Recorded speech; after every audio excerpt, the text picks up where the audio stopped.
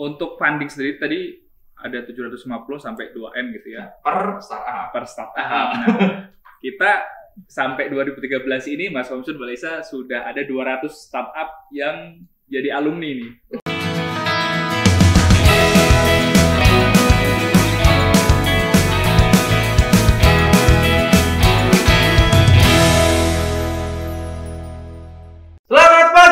Selamat pagi. Selamat pagi semua sobat transformasi, sobat-sobat data dimanapun teman-teman berada. Ini kembali lagi pagi hari atau hari yang ceria ini Mbak Lisa. Kita bersama-sama, saya Komsun Arifin. Saya Lisa. Oke, duo yang luar biasa lah ya. Kita akan ngobrol data keuangan di program andalan kita. Apa Mbak program kita? Ngotak. Ngobrol data keuangan. Program paling keren yang membahas seluk-beluk data analitik di Kementerian Keuangan. Tapi ngobrolnya ngobrol santai, Mas. Iya, santai, Mbak. Jangan yang ngecek langit. Iya. Itu yang paling penting. Membumi. Betul sekali. Nah, Mas Komsun, hari ini kita ada tamu nih. Tamu Oh, jauh iya, ya. di tengah kita. Tamu jauh tapi Jauh. terasa dekat di hati. Iya, dekat di hati tapi. Oke. Ada Mas Ragil. Iya, nama saya Ragil. Selamat pagi, Mas Mbak Lisa. Ragil. Gimana Mas? Kabarnya Mas? Sehat-sehat? Alhamdulillah sehat Mas Komsun. Alhamdulillah, wajahnya ceria, sorot matanya tajam, luar biasa lah. Jadi mungkin selama 30 menit ke depan Mbak, kita akan menggeluti ya, bukan menggeluti ya. Kita akan bersantap bersama ilmu yang luar biasa manfaatnya. Kita korek-korek nih infonya ya dari Mas Ragil ini adalah salah satu aktivis tentang startup. Atau kalau teman-teman ngikutin juga drama startup itu, ada sandbox di situ. Nah, ini Mas Ragil juga aktivis penggiat sandbox di Indonesia. Oke deh, teman-teman semuanya, sebelum kita lebih jauh mulai ngobrol yang asik ini kita sudah, walaupun kita dalam masa pandemi, kita sudah tes antigen, sudah vaksin, mohon izin agar soal lebih lepas, lebih santai, kita agak melepas sejenak masker Pas kita. aja ya? Oke deh, Mas Ragil, selamat datang nih di kantor kami di CTO Kementerian Keuangan. Ya, inilah ruangan yang kami gunakan sebagai co-working space yang ada di teman-teman di sini semuanya. Ya, terima kasih udah diundang sama teman-teman CTO ya. Oke deh. Monggo, Mbak Lisa, bisa Ya. dimulai ngobrol kita. Ini kita langsung nanya aja ya, Mas ya. Boleh. Nah, ini kita taunya Mas Ragil ini dari Indigo ya. Mungkin beliau berperkenalan singkat dulu, Mbak. Oh iya, Mas Oke, Ragil. siapa, Mas? Nama Ya, Mas Ragil ini lengkapnya, siapa sih gitu? Statusnya.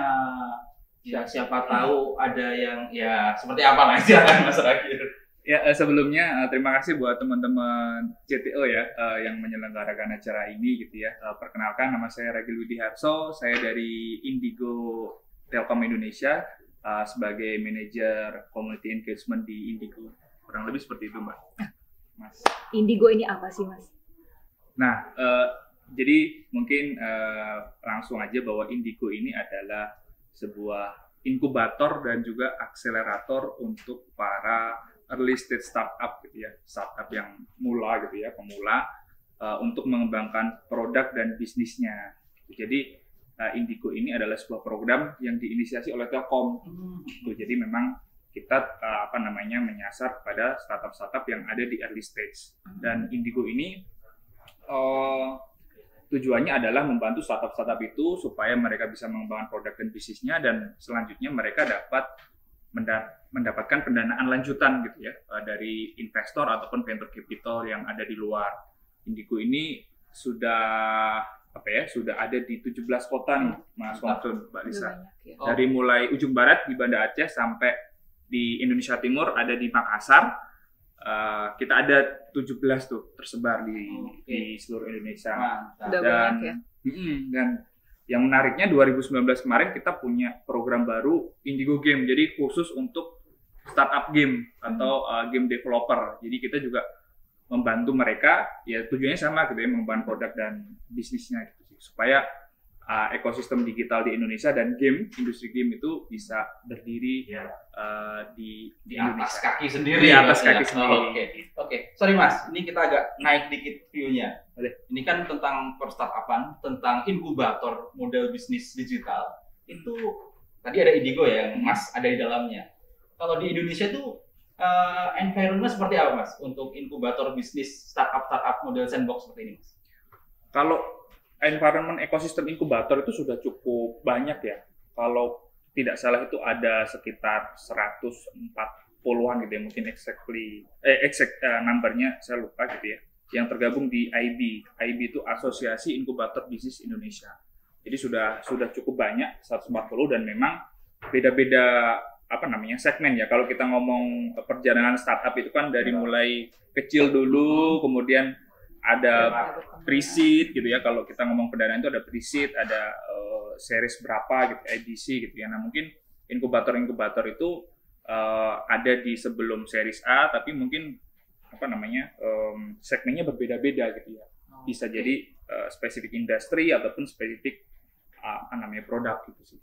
Kalau setahu Mas Ragil nih, dari sekian ratusan tadi ya, seratusan sandbox atau inkubator tadi, itu mostly ada yang pengelolanya itu apakah BUMN, apakah pemerintahan, ataukah teman-teman swasta itu Mas? Kebanyakan private sih, dari teman-teman swasta. Cuma sekarang ini sedang banyak gitu ya, sedang ngetren inkubator dari kampus. Mas Mantap. Jadi teman-teman di akademisi di kampus-kampus tuh bikin inkubator bisnis juga gitu untuk teman-teman. Jadi mungkin nggak hanya cuma dana ya, tapi dia mendampingi dari segi SDM-nya juga gitu ya. Mas mau nanya nih, Indigo ini dari tahun berapa sih ya, atau bentuknya, terus latar belakangnya? Kenapa nih Indigo kebentuk nih? Indigo itu sebenarnya sudah cukup lama, Mbak Lisa. Jadi mulainya itu dari 2009. Udah lama ya? Tapi waktu itu namanya Indigo itu sebenarnya singkatan sih. Indonesia Digital Community. Jadi waktu itu memang baru sebatas grant gitu ya, award apresiasi 2009 itu ya.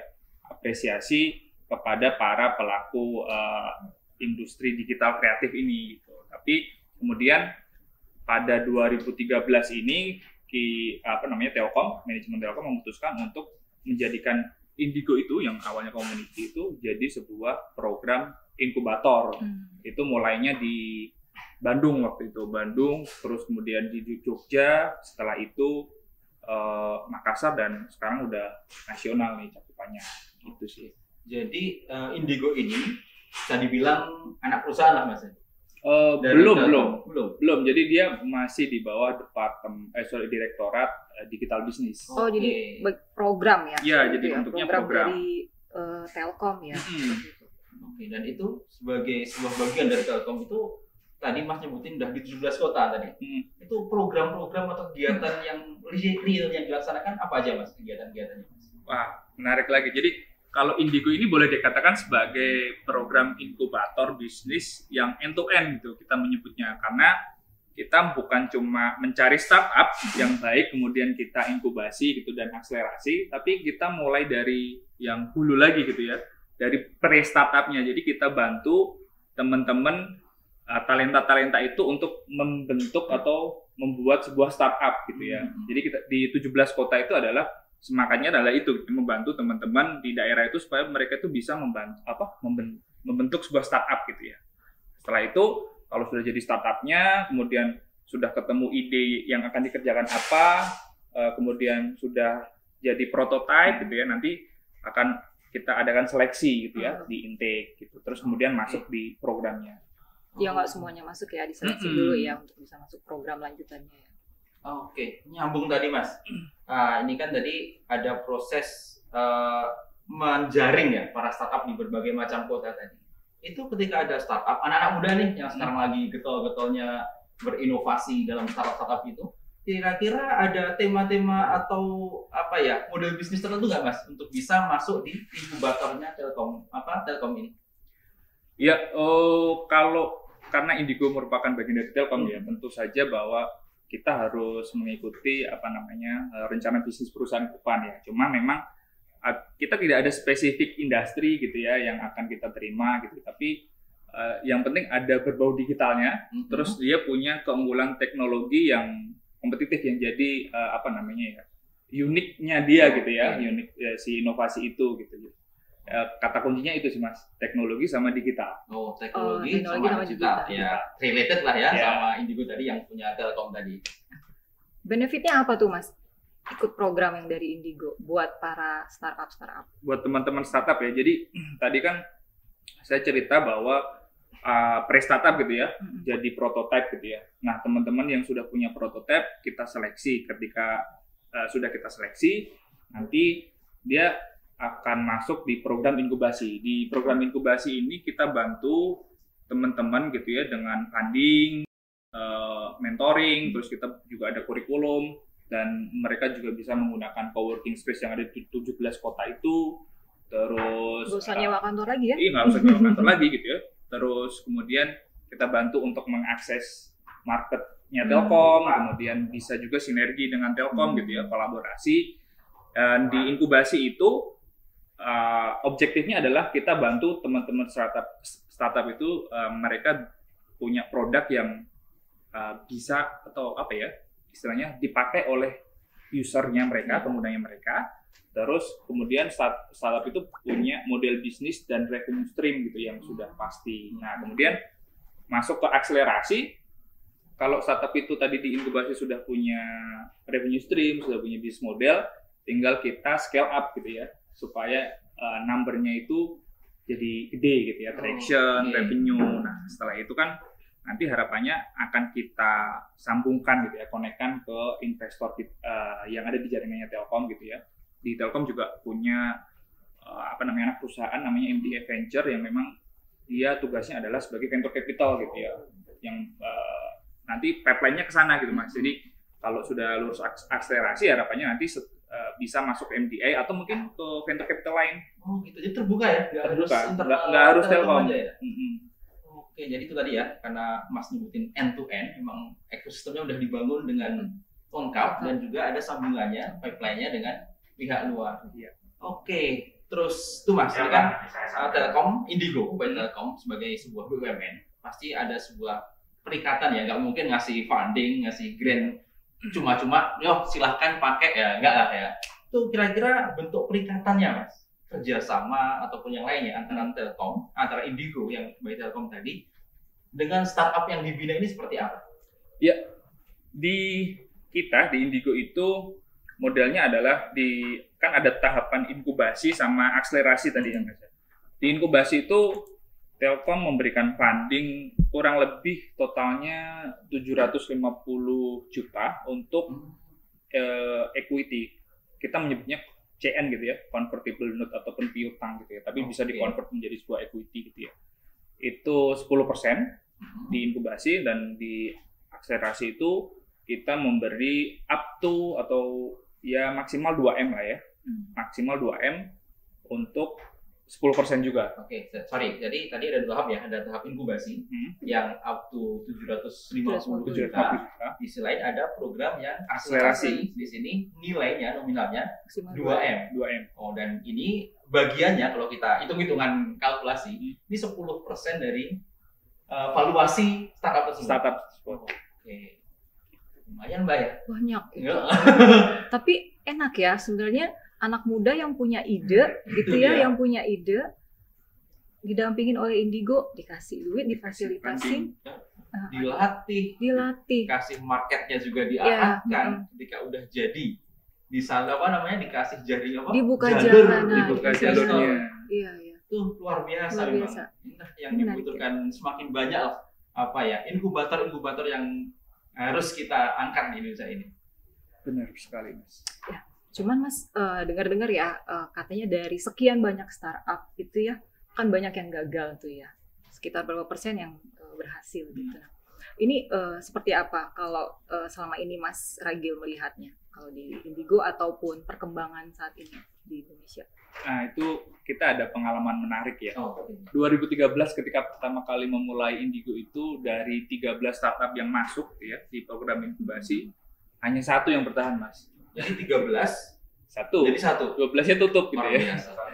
Jadi memang rate-nya itu rendah gitu ya, keberhasilan sebuah startup, dan itu memang sudah kita sadari itu sebagai sebuah resiko. Nah, kita di Indigo juga tidak menutup mata gitu ya, bahwa itu adalah sebuah tantangan buat kita. Kita coba iterasi terus, kita perbaiki kurikulum kita coba hadirkan mentor-mentor yang lebih berpengalaman, bahkan ada global mentor yang coba kita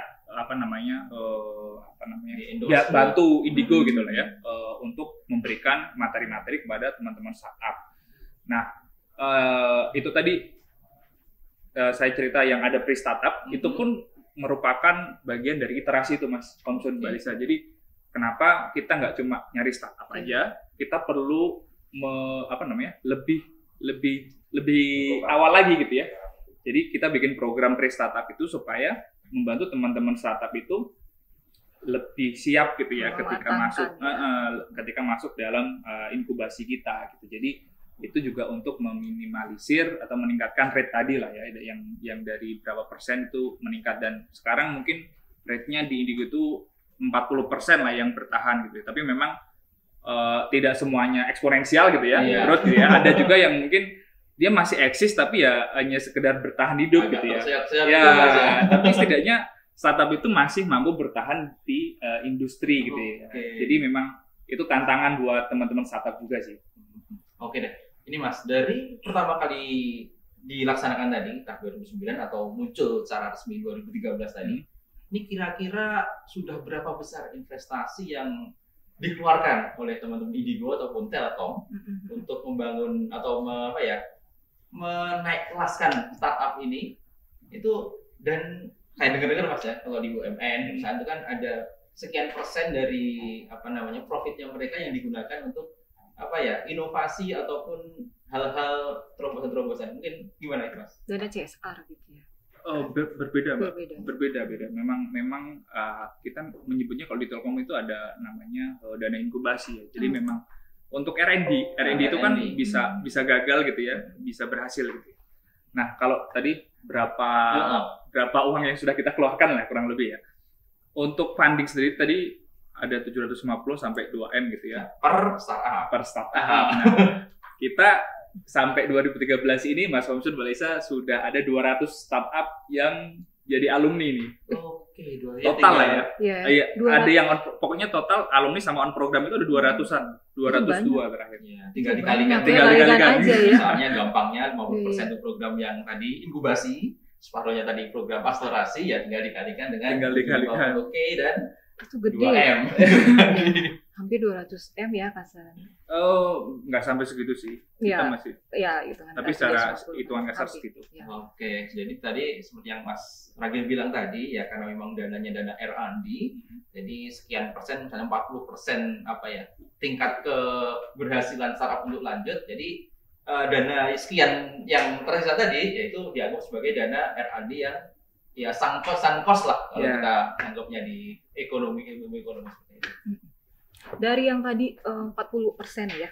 40% keberhasilan. Ada yang valuasinya udah tinggi nggak? Kalau yang sampai unicorn belum ada, dan semoga aja dalam waktu nyusul ya. Nggak terlalu lama sudah ada lah ya. Harapannya itu Mas. Tapi tahun 2021 kemarin ada satu alumni startup kita yang sampai ke tahapan IPO nih di IDX gitu ya, di Indonesia. Namanya Run System. Itu apa tuh? Core model bisnisnya tentang apa? Dia ERP software lah ya. Jadi memang membantu untuk enterprise itu dalam mengelola bisnisnya. Oke, motong dikit. Dari mulai dibina Indigo sampai dengan ini mau IPO, itu rank-nya berapa lama itu? Run System itu kalau tidak salah ada di 2015 akhir. Berarti kalau 2021 di IPO gitu, itu 5-6 tahun gitu ya. Luar biasa ini. Itu memang perjuangannya memang cukup panjang gitu. Jadi startup itu jangan dilihat yang gede-gede aja tuh ya. Itu. Ada perjuangan di situ ya. Jadi tidak semua startup itu bisa jadi unicorn gitu ya. Banyak opsi exit gitu ya. Ada beberapa startup kita yang diakuisisi oleh perusahaan lain. Ada kurang lebih ada 2 kalau nggak salah ya, 2 startup kita itu diakuisisi oleh, ada yang dari Vietnam gitu ya, perusahaan dari Vietnam gitu.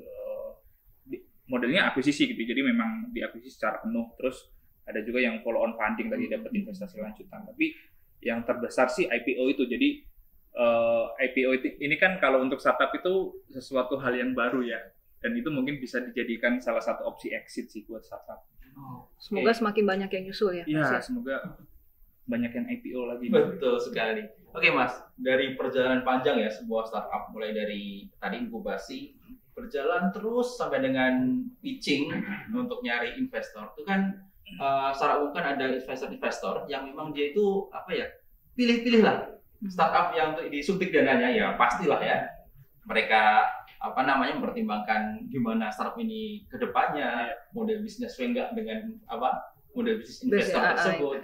Itu gimana Mas terkait investor yang dalam tanda kutip ya pilih-pilih untuk nyuntik dana tadi, itu dari Indigo sendiri itu dreamnya seperti apa untuk pengembangan startup, terutama startup yang lokal tadi?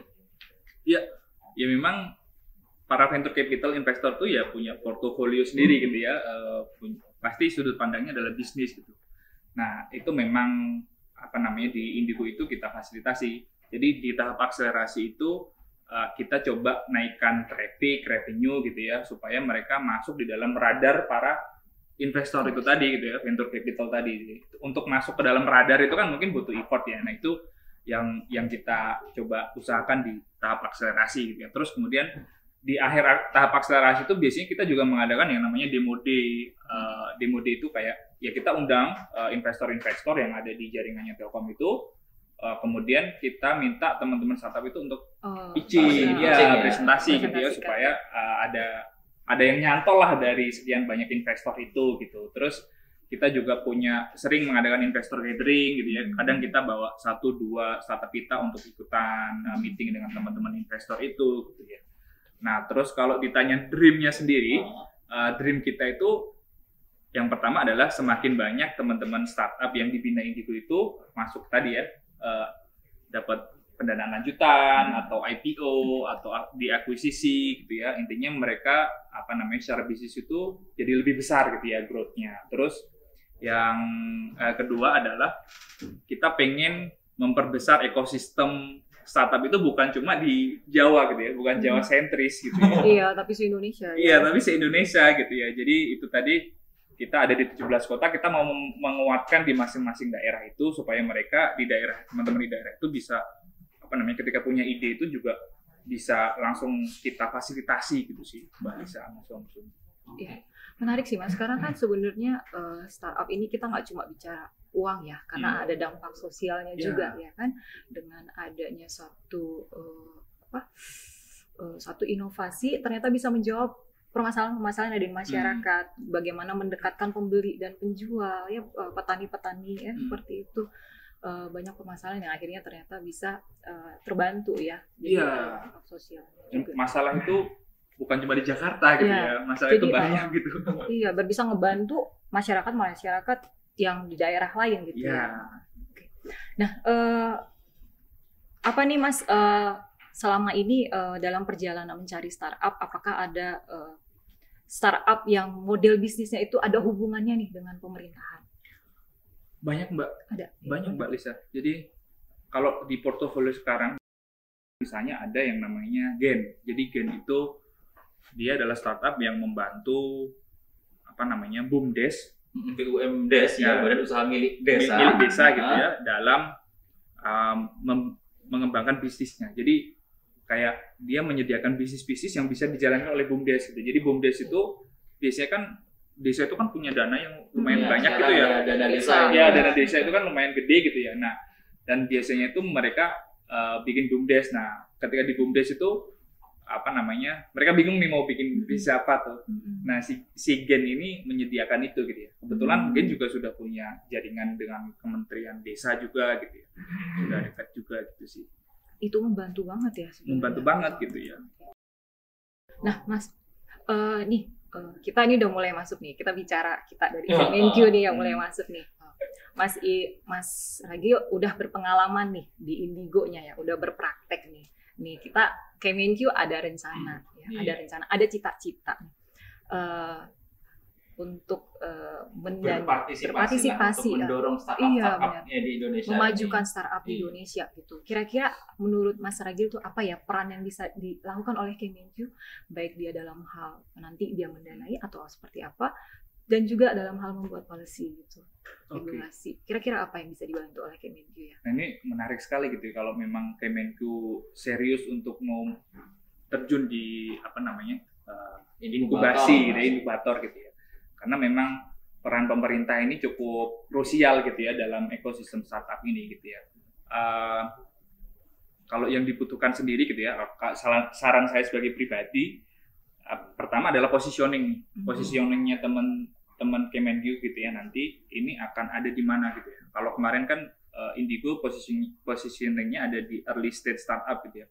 Kita membantu teman-teman yang belum punya startup bikin startup, terus kemudian diinkubasi gitu ya. Nah, nanti mungkin positioning itu perlu diperjelas dulu gitu ya sebelum membuat sebuah inkubator gitu ya. Karena ada tadi 140 sekian inkubator bisnis gitu ya, harus punya positioning yang memang pas gitu ya, sesuai dengan objektifnya Kemenq juga gitu ya, dan memang sesuai dengan market juga gitu, atau teman-teman startup di ekosistem startup itu. Terus yang kedua adalah konsisten.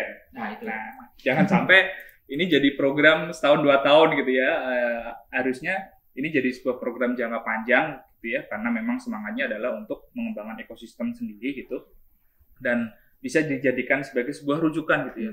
Jadi teman-teman startup itu sudah kebayang nih, wah nanti kalau aku punya startup, ntar gabung ke inkubatornya Kemenq deh gitu ya.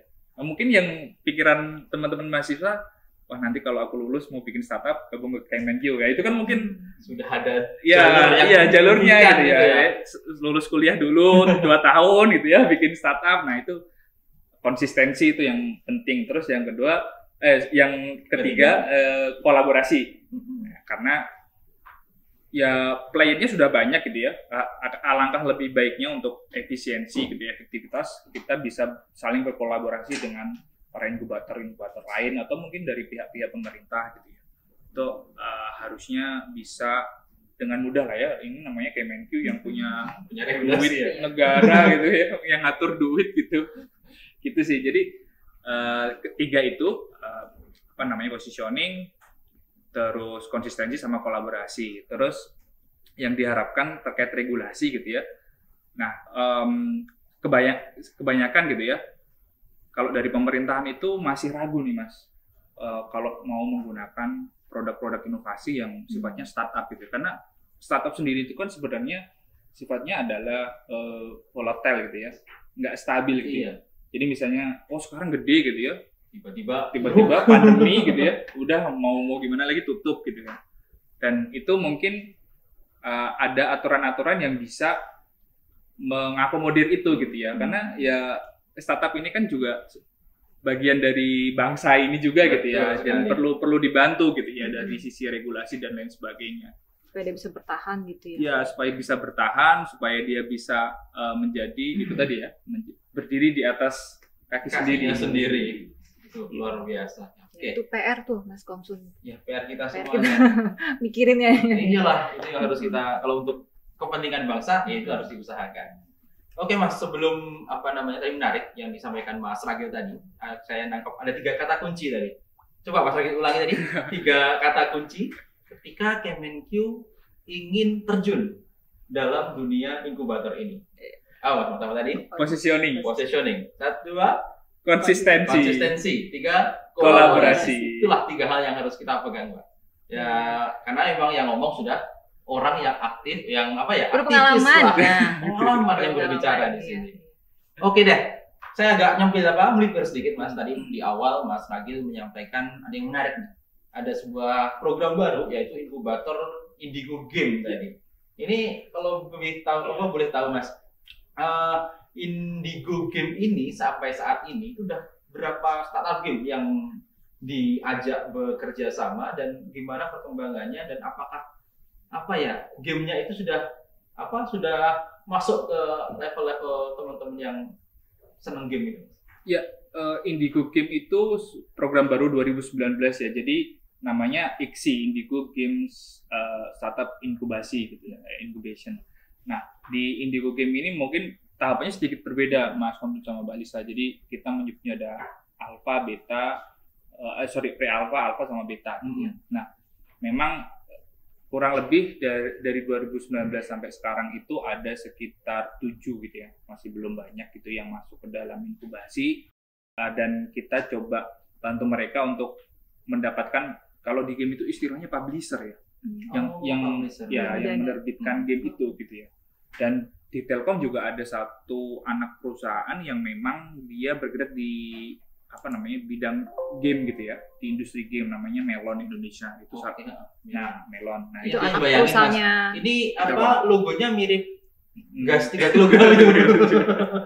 Yang hijau ya. Oke, lanjut. Tapi sudah ada beberapa game yang memang akan di launch tahun ini gitu ya, karena game itu kan lumayan ya Mbak ya, membuatnya itu berbeda gitu ya dari produk-produk digital biasa, dan untuk sampai dimainkan gitu ya secara masif belum ada Mas, belum ada. Tapi kita sudah ada beberapa kontak dengan publisher ternama di dunia, katakanlah ada Tencent yang Mobile Legends dan kawan-kawan itu ya, itu sudah mulai tertarik dengan ekosistem game kita, dan sudah ada beberapa startup game kita yang mulai ada inisiasi lah masuk ke sana. Luar biasa memang. Jadi mengikuti kekinian yang ada di dunia digital saat ini. Iya, karena industri game di Indonesia itu lumayan Mas. Bangsa pasarnya luar biasa. Iya, ada orang gede sampai anak. Iya. Jangankan anak saya masih kecil udah main game. Oh gitu. Jadi bapak-bapaknya juga main game. Iya, senang berapa juta anaknya main game. Maknya ya silakan. Jadi memang pasarnya banyak ya. Iya. Oke. Mau nyambung lagi Mas ya. Ini tadi udah ngomong tentang inkubator, terus lebih sedikit tentang game. Ini kita ngomong inkubator itu tentang startup. Kalau kita sambungkan Mas, ini kan di kami Kementerian Keuangan juga ada program-program untuk mendorong UMKM ini. Nah, ini kan ada kaitan ya, kalau walaupun tidak plok sama antara startup sama UMKM. Nah, kira-kira di Indigo ini, di startup yang dibina dari pre-entry tadi, itu apakah juga ada yang memang statusnya itu, bukan statusnya, ya juga sebagai UMKM. UMKM dalam ini UMKM digital seperti itu. Ya kurang lebih memang seperti itu ya, startup kita itu mungkin kalau dalam kelompok tadi itu memang masih dalam UMKM gitu ya, cuma memang barang yang dijualnya itu berbeda digital, gitu. Iya gitu sih. Kalau UMKM kan mungkin banyak barang-barang yang kelihatan gitu. Barang retail seharian kita gunakan. Iya, kalau yang teman-teman startup itu kan mungkin barang-barang digital gitu ya, dan mungkin susahnya tuh gini Mas, kalau di UMKM itu kan jelas tuh ya, kita punya barang sekian, kita punya aset sekian. Nah kalau di startup itu asetnya itu ya baris-baris kode itu. Ya kan, jadi itu yang kenapa teman-teman startup itu susah untuk nyari pendanaan di Di perusahaan, bank konvensional gitu ya, karena memang asetnya itu ada di baris-baris kode itu. Inovasinya, idenya itulah harta yang bernilai. Iya, aset yang paling berharga buat mereka. Dan nggak semua langsung bisa nangkep apa yang jadi idenya dia ya, dan melihat ke depan itu potensinya seperti apa. Nggak semua langsung bisa lihat. Gitu. Jadi orang bank kan mungkin lihatnya, wah ini usahanya apa nih, terus bisa ketangkep nih, marketnya segini, itu kan bisa dihitung ya kalau teman-teman bank. Kalau teman-teman startup dia bilangnya ini 10 tahun lagi nih misalnya gitu ya, blockchain akan seperti ini. Orang teman-teman yang ada di bank ini mungkin akan berpikir beberapa kali di sebelum ngasih uang. Kalau UMKM retail kan barangnya dunia nyata Mas. Kalau startup ini kan dunia goib ini kan. Nggak kelihatan ya. Oke, lanjut Mas, dikit lagi Mas. Misalnya saya nih sebagai pre-entry yang punya ide, saya punya ide model bisnisnya keren ini. Dalam otak saya, dalam universe saya meyakini hal ini akan bagus diterima masyarakat. Tapi kan baru di dunia saya saja. Ketika saya mau mencoba untuk menyampaikan hal ini kepada calon market saya, itu apakah juga Indigo tadi, misalnya saya sudah gabung di Indigo, itu Indigo juga memfasilitasi Mas untuk proses validasi model atau ide bisnis yang saya punya. Iya, jadi mungkin sedikit balik lagi dari pre-startup tadi ya Mas ya. Di pre-startup itu objektifnya adalah mereka, teman-teman itu bikin startup, mereka punya ide, dan mereka memvalidasi ide tersebut, idenya valid, dan mereka bikin prototipe-nya. Maksudnya ya produk versi satunya gitu lah ya. Terus ketika masuk di inkubasi nanti, kita akan bantu validasi mereka, supaya tahu nih bahwa produk mereka itu ada yang mau pakai. Nah itu dia yang penting itu. Iya, pasar ini yang berbeda. Ada yang mau pakai dulu gitu kan. Kalau nggak usah bayar deh, pokoknya kalau dikasih gratis mau nggak pakai. Oh ternyata ada yang mau pakai, berarti valid nih produknya gitu ya. Naik lagi ke bisnis model, dari sekian orang yang mau pakai itu ada yang mau bayar. Nah itu berarti sudah ada uang yang masuk. Nah, meskipun belum ngitung untuk ruginya gitu ya. Nah setelah ada orang yang mau bayar tadi, naik ke akselerasi, nah tinggal ngebanyakin orang yang mau bayar tadi gitu kan. Kan kita mainnya volume gitu ya, supaya banyak usernya, supaya transaksinya tambah gitu ya, dan uang yang masuk juga semakin banyak. Nah, Indigo itu membantu di setiap tahapan validasi itu, Mas Somsun. Jadi kita ada program kemarin itu kita beri nama Indigo Unlocking gitu ya. Itu kita coba bantu teman-teman startup itu melakukan validasi nih ke beberapa market aksesnya Telkom gitu. Misalnya ke perusahaan A, perusahaan B gitu ya. Butuh nggak kalian dengan solusi ini? Nah itu kita sampai ke situ sih, Mas Somsun bisa. Oke, jadi memang teman-teman kita semuanya yang punya ide jangan takut untuk mengungkapkan, menyampaikan ide-ide kita. Siapa tahu memang teman-teman perusahaan ataupun masyarakat di luar sana butuh dari tentang inovasi atau ide yang yang selama ini kita simpan lah dalam otak kita. Oke. Siapa yang nyangka ternyata lapak jual beli yang tadinya dikira nggak mungkin ternyata sekarang jadi besar gitu jadi ya. Pasar yang sangat besar daripada pasar-pasar di dunia nyata, Mbak. Iya. Saya berapa tahun lalu kepikiran, Mas, malam-malam tuh lagi masak, ini bahan buat masak habis gitu ya. Tapi hujan gimana ya caranya? Saya malas keluar. Sekarang tuh terpenuhi ya kebutuhannya. Tinggal lagi gosen. GoFood ya, gitu. Nah, seperti itu. Nah, ini saya kepikiran, Mas, semoga nanti suatu saat ada tuh ini saya nyari ART susah nih. Semoga nanti ada membutuhkan ya antara yang membutuhkan ART dan yang mencari kerja gitu ya. Ide bagus nih, marketplace. Iya, jadi teman-teman juga jangan ragu gitu ya ketika ada ide, tapi juga jangan baper gitu ya. Kalau misalnya ternyata idenya nggak valid gitu ya. Nggak ada yang mau nerima. Ya berarti kita harus pivot gitu ya, melakukan iterasi lagi gitu ya. Itu tadi kalau nyambungnya ke teman-teman Kemenkeu harus basisnya data gitu. Jadi dari kita bikin produk gitu ya, yang beli berapa sih gitu ya. Nah, itu kan ada datanya semua tuh, Mas. Nah, itu harusnya pengembangan produk atau pengembangan ide itu basisnya data juga. Gitu. Iya, cari tahu dulu ya masyarakat butuhnya apa gitu ya. Pasar tuh butuhnya apa gitu. Oke, Mas. Ini untuk pelajaran bagi kami yang pengen membangun sebuah inkubasi bisnis digital. Kalau Indigo dulu itu ketika 2009 muncul, 2013 tadi udah mulai settle, itu untuk menemukan model bisnis startup mana yang akan dibina itu juga butuh iterasi, butuh coba coba ini model bisnis ini jalan atau enggak seperti itu, ataukah langsung nemu aku ini langsung jalan gitu. Ya nggak mungkin langsung nemu lah. Atau pakai feeling gitu ya. 2013 tadi kan datanya 13 yang masuk, 1 yang bertahan gitu ya. Itu kita coba bikin lagi gitu ya, bikin program baru, ternyata kurang efektif, kita ukur, terus kemudian kita bikin program baru lagi gitu ya, kita ukur lagi sampai ketemu yang sekarang ini setidaknya kita cukup puas lah gitu ya dengan rate tadi ya, persen yang bisa bertahan tadi gitu. Tapi itu bukan berarti kita nggak ada inovasi atau di dalam Indigo ini nggak ada iterasi lagi. Kita masih iterasi supaya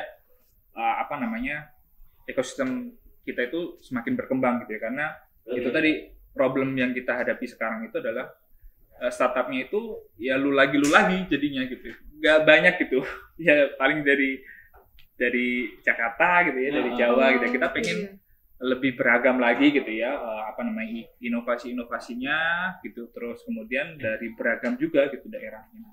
Jadi bisa dibilang Mas ya, Indigo ini membina startup, tapi di sisi yang lainnya ketika baru mulai dikembangkan, Indigo ini juga dalam praktek mirip startup yang berawal dari ide, butuh iterasi sampai menemukan sebuah bisnis model yang pas.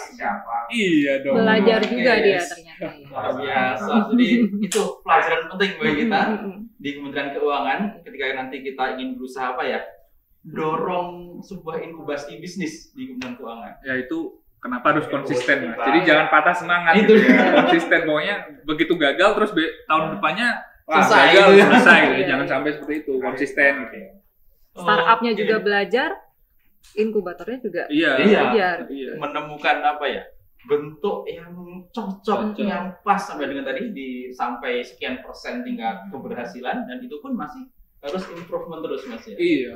Dan jangan baper itu tadi ini Mas. Jadi Indigo juga sering gitu ya, masuk Indigo ntar ini direcokin gitu ya, nggak ada apa-apanya, cuma butuh uangnya aja gitu ya, programnya ya butuh gitu ya. Ya itu jadi inputan kan, feedback buat kita untuk semakin berbenah gitu sih.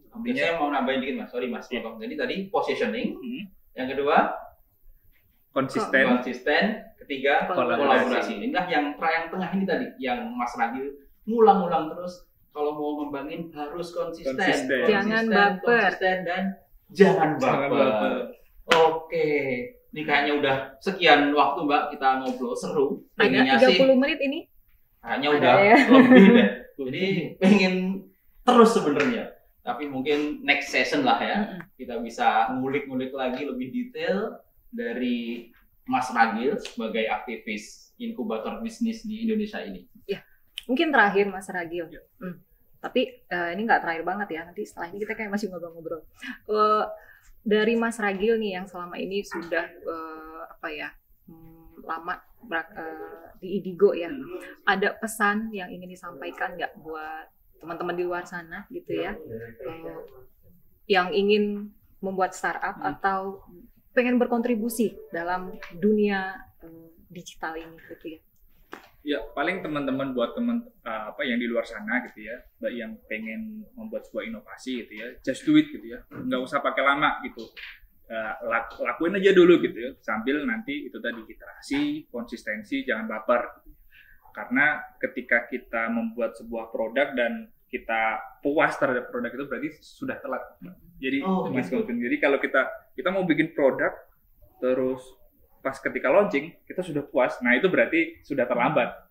Jadi memang iterasi itu penting. Jadi teman-teman yang mau melakukan inovasi, membuat startup, ya lakukan aja dulu gitu ya, sambil jalan mikirnya gitu ya, belajarnya itu sambil jalan gitu, nggak perlu dipikir terlalu ribet lah pokoknya. Karena ekosistem startup di Indonesia sekarang sudah cukup besar dan banyak yang mau bantuin itu sih catatannya. Jadi udah lakuin aja, karena memang Indonesia butuh banyak anak-anak muda yang berinovasi, mengembangkan sebuah produk untuk memecahkan masalah-masalah. Oke deh, saya nyambung tadi, kalau punya ide langsung aja, jalankan, nggak usah takut, nggak usah kelamaan. Kalau mau bangun rumah, bangun saja pondasinya dari ide-ide tadi, sambil jalan sambil belajar, sambil dilengkapi bangunan di atasnya, sambil diperindah. Banyak investor, orang-orang di luar sana yang ingin membantu kita. Oke deh. Mas Ragil, terima kasih, thank you banget atas sharing pagi hari ini. Terima kasih Mas Ragil. Luar biasa. Lain kali mungkin yang datang ke Indigo, siap lah kalau gitu, kita ke sana. Oke, thank you Mas Ragil, insight yang luar biasa bagi kami yang sedang bertumbuh untuk proses ingin terjun juga, berkontribusi membina para startup melalui program-program inkubator ini. Ya, semoga ke depan kita akan bertemu lagi, berdiskusi lagi di forum-forum yang lainnya.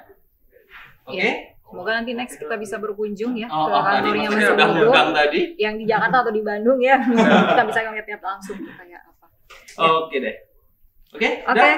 Terima kasih saja. Ya, Mas Ragil. Kita tutup diskusi santai kita hari ini yang ngebahas, walaupun bahasannya agak berat dikit Mbak, tapi kita ngobrolnya santai-santai. Iya, santai. Berusaha untuk membumi tetap gitu ya.